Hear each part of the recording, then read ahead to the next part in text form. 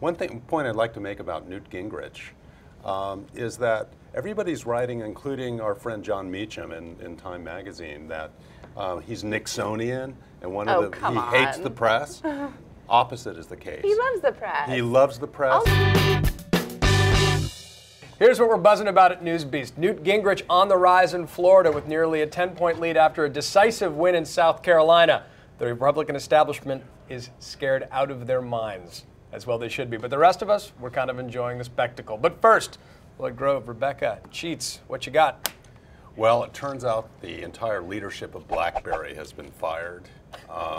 Is that a bad sign? Is that usually? I think it's probably a good sign. I've had they issue us a BlackBerry here at the Daily Beast and Newsweek, and I really hate mine. And something's wrong, obviously, in upper management, and I'm glad they're rectifying that. Rebecca, what's your cheat? My cheat is the Giants and the Patriots playing in the Super Bowl this year. Despite your Jets homage sweater.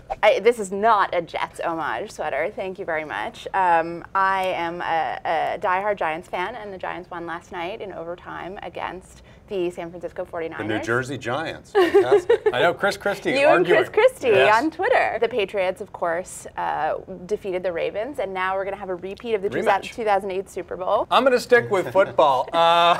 Joe Paterno passing away.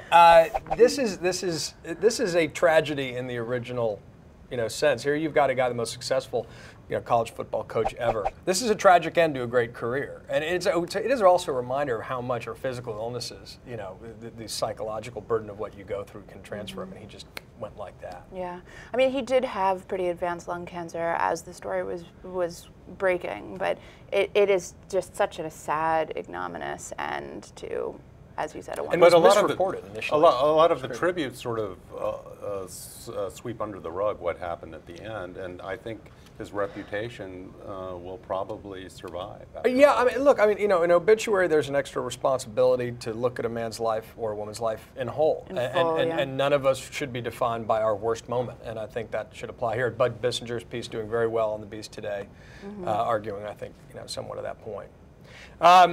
But so Joe Pa, rest in peace, and our thoughts go to his family. So here's what we got is in politics. The circus is coming to the Sunshine State. This is going to be fun, right? So, the January gauntlet of primaries, Florida has always been the tiebreaker. And now after all that bull about, Mitt being the inevitable nominee, the only man to win Iowa and New Hampshire, we know that they've split one candidate winning each of the first three states on to Florida tiebreaker. New polls show he's up almost 10 points over Romney head-to-head after being behind almost 30 points. That shows just how fickle and dissatisfied the Republican electorate is. But this is going to be fun, folks. This is wild. I think it shows nothing except how bad a candidate Mitt Romney is. That's it? Give me a break. You said in your introduction that the Republican establishment is terrified that maybe Newt will win. I think the Republican establishment is equally terrified that maybe Mitt will win. This guy is so inarticulate. His rejoinders about his taxes were astoundingly bad in last week's debate. It's funny, don't you remember 10 debates ago, everybody was saying what an accomplished debater. What a great debater Mitt Romney is. Well, the voters are not the only ones who are fickle. Say what you will about the reality show circus that these debates have been. It has been some kind of vetting process for these candidates. Yeah, no, I'm getting so furious at the folks who are like, there have been too many debates. It's so late. First of all, one thing South Carolina showed us, 2/3 of voters said that the debates had made a real impact. People are getting information out of them. It's for once, it's not just people hiding behind a wall of money, although there's plenty of money slushing around as well. This is a chance to do direct debate, hand-to-hand combat. This is where Newt excels, and where Romney's sort of, playing defense is just dying. Well, we'll see what happens tonight, of course, in the NBC debate, and whether Romney can up his game. Point I'd like to make about Newt Gingrich is that everybody's writing, including our friend John Meacham in Time magazine, that he's Nixonian and he hates the press. Opposite is the case. He loves the press. He loves the press. All He these guys schmoozes do. with the press. Romney doesn't so much, but Newt actually, there was a case my friend Toby Harnden in the Daily Mail wrote today that he went to the birthday party of the NBC embed and toasted her with a glass of wine. Yeah. Final word, Lloyd. I always forget to think of the final That's word. just sad forget at this point. There you go. There you go. I'm going with press.